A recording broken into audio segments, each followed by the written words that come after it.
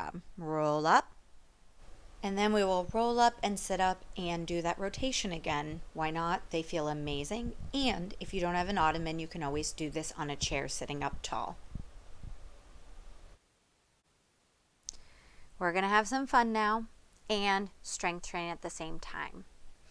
We're going to set ourselves up on our bench, our ball, or of course the floor lying on your back in a bridge position. And by the way, I still have my band on. We're going to do a chest fly. This is also the modification to push-ups. So if earlier you didn't do the push-ups for some reason because of a wrist issue, here is how you would always go ahead and strengthen your chest if you can't do a push-up variation. This is a fly. It's a big open hug. You let the arms float to a 3 and 9 and exhale. You hug upward to the ceiling and a big barrel hug. So that's what we're seeing. We're inhaling on the open, we're exhaling on the close. We are in an isometric glute bridge here, and the core is active as well. When I want to feel my glutes a little bit more, sometimes pinned on a Bosu or on the ground, I actually get better glute work. Here I get more of a core feel. But this is just a nice change to the workout if you are always doing mat Pilates and you're on the ground. On a bench, I have the bench right now the wider way, which will change the dynamic of the exercise. So it does support some of my arm length. If it was vertical, I would be working against a heavier gravitational pull, in my opinion. So we're inhaling and the exhaling. We're going to do about 8 reps, which takes about 90 seconds. Now we're going to be doing a down and up bridge series, and I'll talk a little bit more about the elevation that happens. Now, this would be a traditional bench bridge. You'd go into the gym, you might hug the sides of the bench into 3 and 9, the long benches that we have at the club. But here, I am lifting my head because that first repetition where I tried to keep my head down did not work, and a ball would roll with you. A Bosu, you could actually stay down as well. You can put the weights down and put your hands behind the head if your neck is bothering you, but still, this is a really nice down and up bridge. It just feels really nice to do, plus you get a little massage to your scapula that's like sort of right at the edge of that bench. All right, after we do 8, we stay up and we will pulse up. You can keep the weights on your hips or put the weights down, it's optional. Pulse in a moment, here, up. 8, 7, 6, 5. Make sure to keep your head neutral, which I will do in just a moment. I connect with the audience by looking, but then please bring your head back to neutral as soon as you possibly can. Now we're doing inner and outer thigh, in and slowly out. It's not fast. Try to keep your hips in one elevated position isometrically, although mine are dropping a little bit and lifting as I'm watching the video. That's actually how I learn about my own body, is by filming myself and then watching it back and editing it. That's when I say, oh, this is what I have to work on, or this is my homework this week. Then here we're going to do a little set of pulses one last time. 2, 3, 4, 5, 6, 7, and 8. Excellent. We're going to put those weights down on the ground. You want to do that first. Now you can either sit on the ground or maneuver yourself back up to sit on top of the ottoman, or if you're on the ball, you would walk in and roll up. If you're sitting, you can just come up to a sitting tall position, legs straight out in front of you. We're going to think about our nice long line up. Inhale, reach up, and exhale as you fold yourself over to touch your toes. So if you're sitting on the ball, you're sitting on the floor, or the ottoman or chair.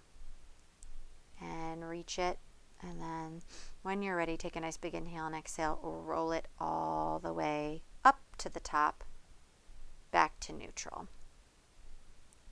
Beautiful. And then another strength exercise, one of my favorites, a tricep kickback. So we're going to turn, your device. You can kneel on the ball.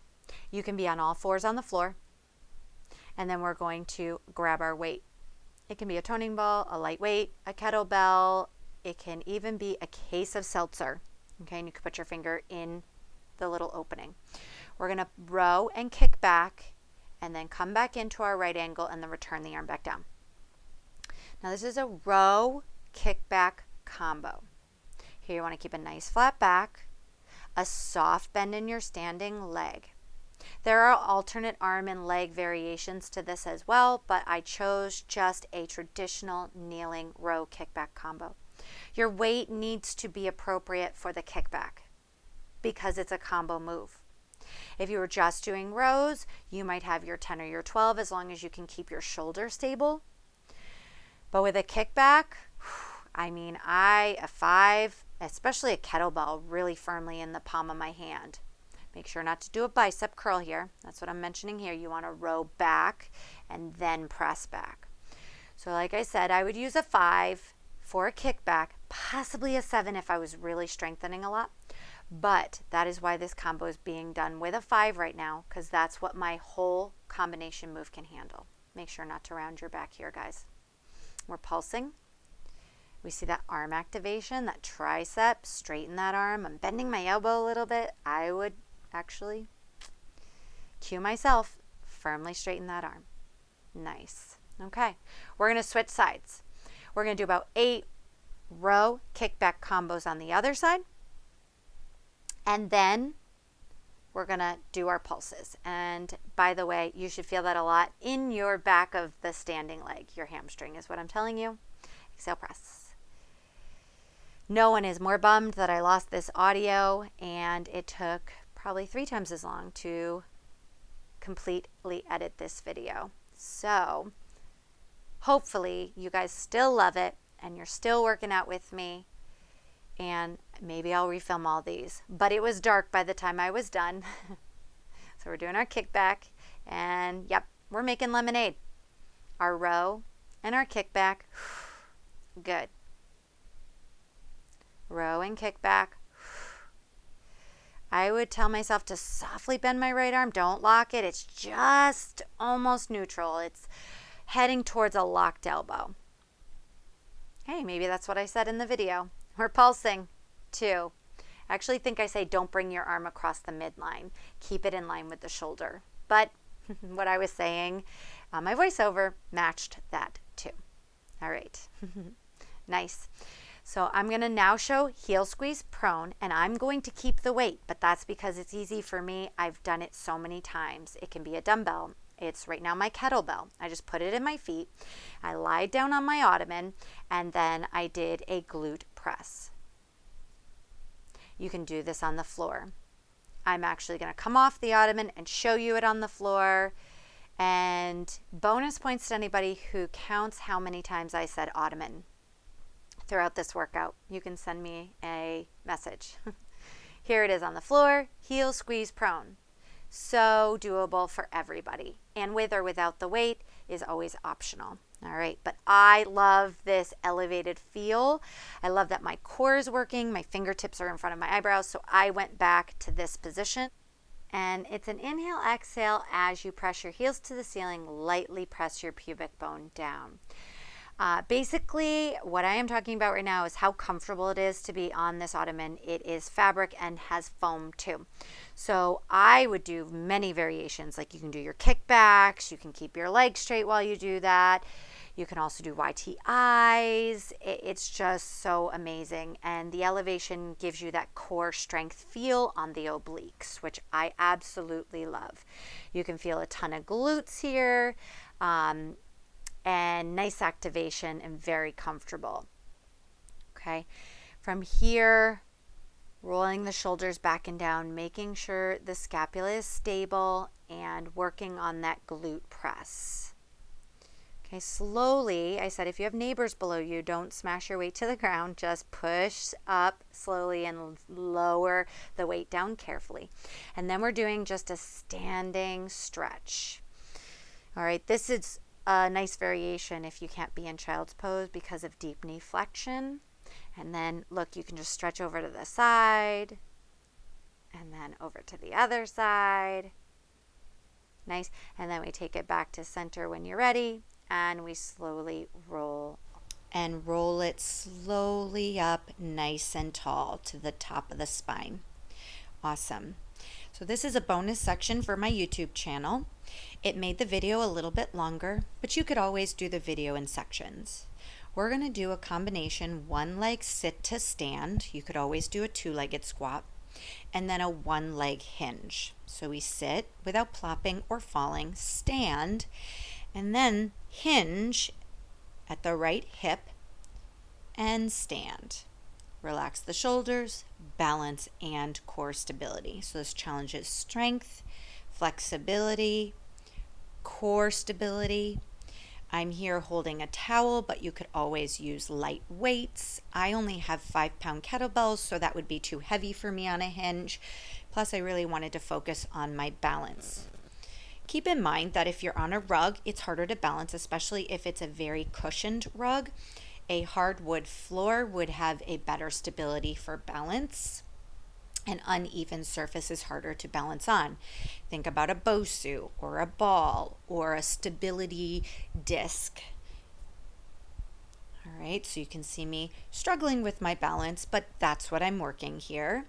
Make sure not to fall or lean back. We absolutely make sure that we are sitting with control and standing.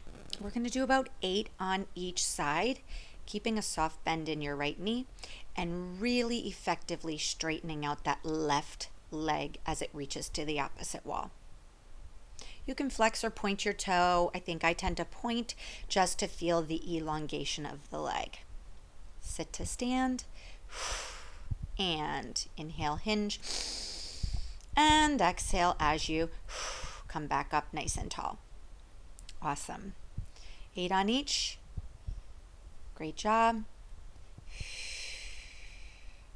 Try to keep the head above the shoulders. Try not to elevate the shoulders when you're doing this exercise. Now we're rotating to the front to do the plie. I just thought this was fun. The legs take the shape of the ottoman, and I'm kind of pulsing on the down. If you wanted more dynamic exercise, you could plyometric jump these plies. You could hold a plie static, or you could do what I did with a pulse. So we're switching sides. Awesome. My knee is slightly bent. I could be working on elongating my right knee. Sit to stand. No leaning back. These are really hard for me. Squats and sits are hard for me because I'm tight in my ankles. Core stability. Sit. Exhale, stand. And hinge. And awesome. Just relax the shoulders down and away from the ears. Make sure it doesn't start to look like a hunchback on your hinge. And again, with this voiceover, I might be saying tons of things. There, I think I say, don't use your arms and swing your arms. But, I think all of us will never know. So just keep it stable. Have fun with it. Relax the shoulders back and down. I am seeing my shoulders kind of hike up a little bit, but that is probably because I'm tight, and sit to stands are hard for me. Keep hinging. Good. Take it back to center. Now this little combo is a great combination, and you can use a chair. So if you didn't have an ottoman, but you wanted to just do this piece, you could do your one leg sit to stands, one leg hinge, then your plie section, and go to both sides. 8 with each, that would be 16 plies, and you can always do plyos if you want more dynamic workout. These look like single repetitions. The other one looked a little more like a pulse, but still really good for you. Do you notice how my quads are parallel to the ground? My knees are in line with my ankles. And as if all of those exercises were not my favorite, we're about to do my favorite part of the class, which is this really nice stretch. So we're going to push back, and if you are on the ground, it's a down dog plank opposition. You can also go into extension towards the floor or ottoman. Relax the shoulders back and down. Press back and pull forward. And press back and pull forward. Good. Now slowly we're going to bring our right leg forward, drop carefully to the knee, don't smash down, neighbors, and your knee's not going to be happy either. And then gently press the hip flexor of the left side into the ottoman and slide down. You can also use a ball. This variation with the ball is on my Instagram as its own separate video with the ball and a beautiful stretch. Just let your body release all the way down. I'm being careful because I don't want the mic to make a lot of noise, but the mic wasn't on. And we're just stretching down. You can turn your head all the way to the side wall. Boy, do I want to straighten out those picture frames back there, or that one on the left. Right looks pretty good. Then I call this the Titanic. You're stretching at the front of the boat. You can either reach up or to 3 and 9 or hands behind the head and just stretch back. Take a nice big inhale here. Nice big exhale, lightly pressing your hip into your tool, your device. I can't say, well, I'll say it one more time, ottoman again.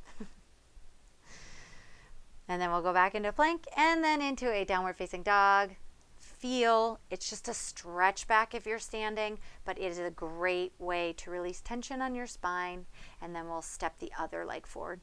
You can do as many of those as you want, guys. You can shut this video off because you're tired of the voiceover and just stretch on your own, but those would be your stretches. Some of you are laughing. You're on mute anyway. Anyway, so I'm just being funny now because I'm behind the camera. So I went all the way down again. I turned my head to the opposite side, and then I'm in my Titanic. If my neck is tired, I hold it. If I don't feel tension in my neck, I reach my arms to 3 and 9. I did have some migraines this week, so I modified. Final stretch is just a quad and hip flexor stretch. If you're lying on the floor, you would just lie all the way down and pull that heel behind you gently and get a quad stretch lying on your side. You'd be facing the camera. And you can also do this off the couch. You could see I could lie on my couch right now, right behind this. You could do this off the end of your bed. Now I'm hugging in my right leg and I tucked my left under. If you are tight, you will just rest your foot down on the floor. But if you are not tight, you can tuck it in. I've showed this variation also on the foam roller, which is even more tight. It depends on your knee flexibility. So we're hugging gently in. I have my hand behind the head because this is not long enough for me to rest my entire torso. If you're on your bed, you could be resting down. If you're on the couch, you could be resting down. And one more time, you could be lying on your side, just bringing your heel towards your butt until you feel a stretch in the front of your thigh. Awesome. Sit. Okay. All right.